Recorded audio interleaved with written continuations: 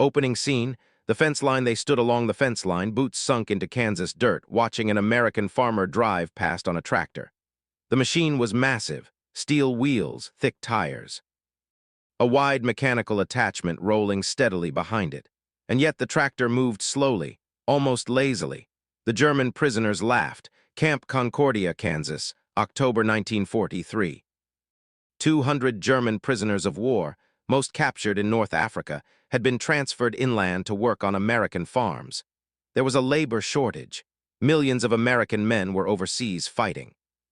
Crops still had to be harvested, so enemy soldiers were put to work feeding the country that had defeated them. One of the prisoners was a 24-year-old named Werner. He came from a small farming village outside Munich. Before the war, he worked his family's land.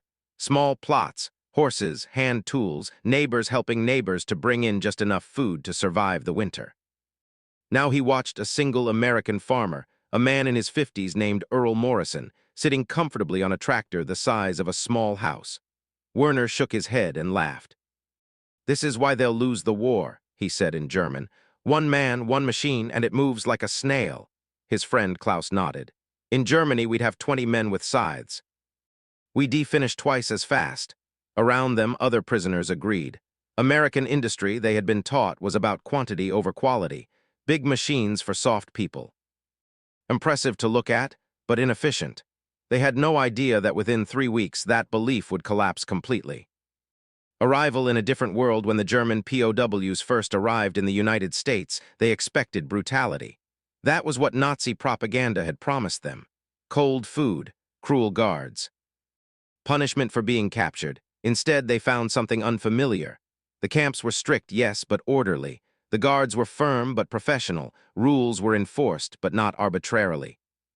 And the food, while not luxurious, was consistent, filling, and plentiful by wartime standards. Still, nothing prepared them for what happened that autumn morning when the Americans rolled out the tractors. The first lesson: scale. The Germans were assigned to help with the corn harvest. They expected hand labor, long days, dozens of men working the same field. Instead, Earl showed them the system. The tractor pulled a mechanical corn picker. As it moved through the field, the machine stripped ears from stalks, sorted them, and deposited them into a wagon behind. One pass, one machine, one man. Werner watched closely. "It's slow," he muttered. Earl heard him. He spoke little German, but enough to understand the tone. "Slow and steady," Earl said, then gestured for the translator. "I'm not trying to win a race," Earl explained calmly. "I'm trying to harvest 500 acres before frost." Werner frowned. 500 acres. His family farm was 12 acres. 12 acres required his entire family and hired labor to harvest over weeks. "This is impossible," Werner said. "One man cannot do this." Earl smiled. Watch. The numbers that didn't lie, and Werner did watch. Day after day, that slow tractor moved forward. It never hurried, never stopped except for fuel and maintenance. The machine didn't get tired, didn't complain, didn't need rest. By the end of the first week, Earl had harvested more corn than Werner's entire village produced in a full season. By the end of the second week, the laughter stopped. This wasn't inefficiency. This was something else entirely, beyond the machine, but the tractor was only the beginning.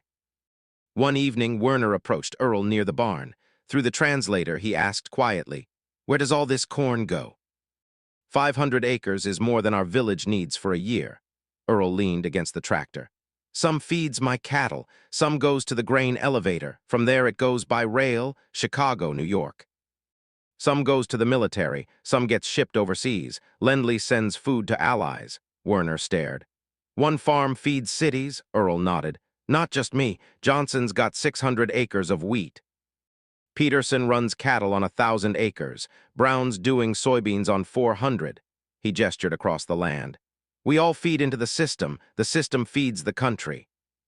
And the country feeds the world." That night, Werner couldn't sleep. The system revealed. He did the math again and again. If American farms were this large, this mechanized, this interconnected, then Germany never stood a chance. Germany didn't have the land, it didn't have the fuel, it didn't have the system. "We were taught American industry was weak," Werner whispered to Klaus in the barracks. "That they make cheap things in quantity." He paused. "But this tractor, it isn't weak, it isn't cheap."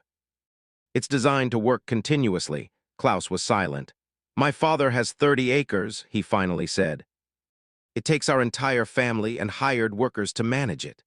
Earl Morrison managed 500 acres almost alone. If this is weakness, Klaus said quietly, what does that make us? How America built the advantage the next day, the Germans asked questions. How much did the tractor cost? How was it repaired? Where did the fuel come from? How could one man afford such equipment? Earl answered patiently. The tractor was expensive but financed by a bank loan. Productivity paid the loan back. Fuel came from domestic oil fields. Parts were standardized, available anywhere. Maintenance was simple by design. The government supported farmers with infrastructure, credit systems, and price stability. It wasn't one miracle. It was an ecosystem. The philosophy difference: one afternoon, Werner watched Earl repair the tractor. The parts were clearly labeled, interchangeable, designed for quick replacement. In Germany, Werner said, only a craftsman could fix a machine like this.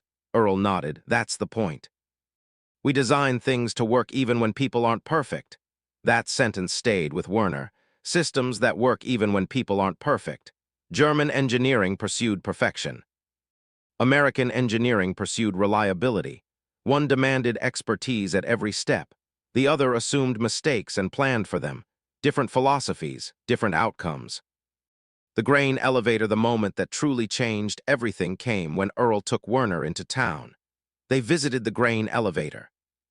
Werner watched truck after truck dump thousands of bushels of corn into towering silos.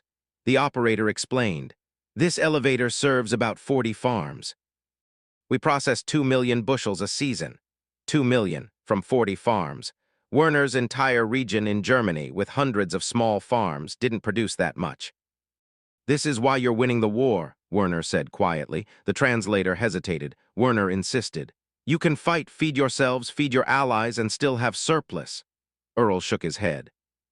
"It's not about winning, it's about systems. We built them over decades. Railroads, banks, machines, fuel, logistics." He paused.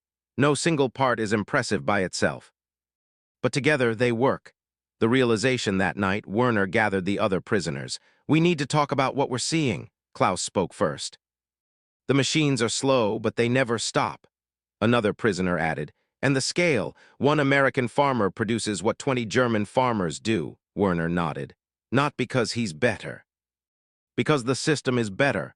They had mistaken steadiness for weakness, redundancy for inefficiency, scale for excess. They were wrong. Two worlds, two outcomes. Over the winter, the Germans continued working the farms. They learned maintenance, operation, logistics. Earl learned from them too: crop rotation techniques, hand tool precision for specific tasks. "You guys aren't stupid," Earl said one day. "You just solved different problems." Germany had limited land and labor. America had space and fuel, different constraints, different solutions, but in a global war, one system scaled better. The war beyond the battlefield, Werner understood now. The war wasn't being won only by tanks and planes. It was being won here, in fields, in factories, in banks, in rail yards. America could lose ships and replace them, lose men and still produce, fight on two fronts and still export food. Germany could not. The outcome had been decided long before the first shot was fired. Closing reflection: years later, Werner would return to Germany. The war lost, the country destroyed. But the lesson remained. He never forgot that slow tractor moving steadily across a Kansas field. Never forgot the realization that power didn't always roar. Sometimes it hummed quietly, day after day, feeding the world. Final line, strong ending. The German prisoners laughed at that tractor. 3 weeks later, they understood. It wasn't slow, it was unstoppable.